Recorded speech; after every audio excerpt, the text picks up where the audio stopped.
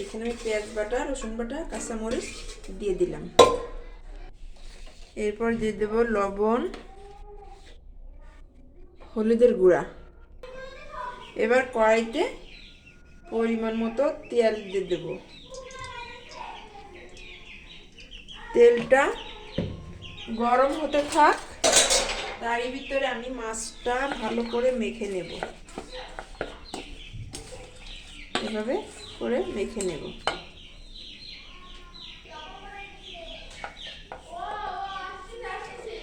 গরম তেলে মাছটা ছেড়ে দেব।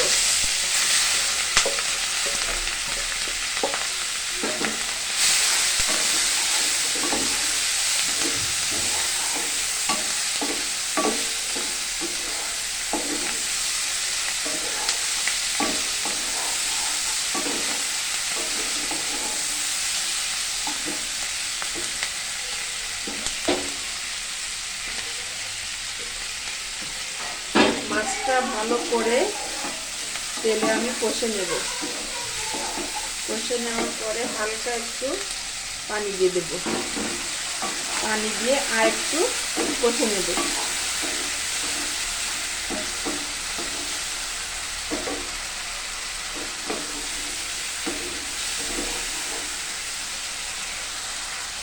মাছটা এবার আমি একটা পাত্রে উঠিয়ে নেব।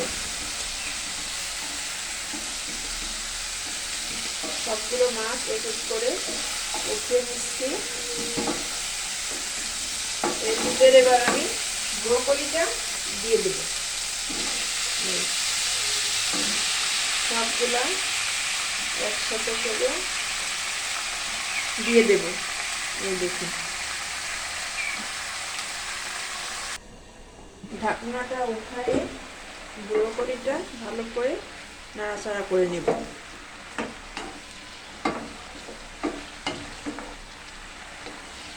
এই দেখুন, আগের চেয়ে কমে এসেছে।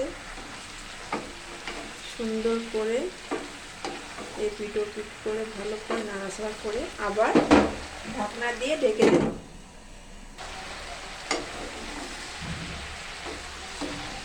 দেখুন, আমি আবারও নাড়াচাড়া করে নিচ্ছি। এটা একেবারে নরম হয়ে আসছে। সুন্দর মতো আমি ভালো করে কষে নিচ্ছি।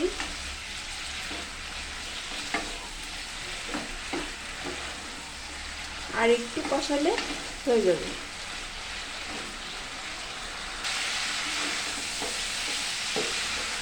এই হচ্ছে আমার কষানো শেষ। এবার আমি রান্না পানিটা দিয়ে দেব। এই দেখুন, রান্না পানিটা দিয়ে দিব। দিয়ে নাড়াচাড়া করে মাছটা ঢেলে দেব। দিয়ে মাছগুলা এক সাইডে সুন্দর করে দিয়ে দেব।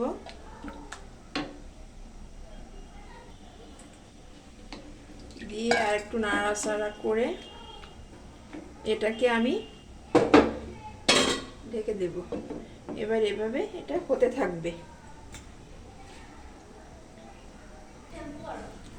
দেখি কেমন হয়েছে। ঢাকনাটা খুলে আবার নাড়াচাড়া করে দিলাম।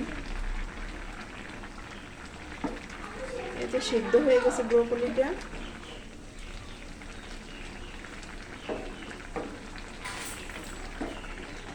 ব্রোকলি এভাবে মাছ দিয়ে রান্না করে খেলে খুব মজা লাগে।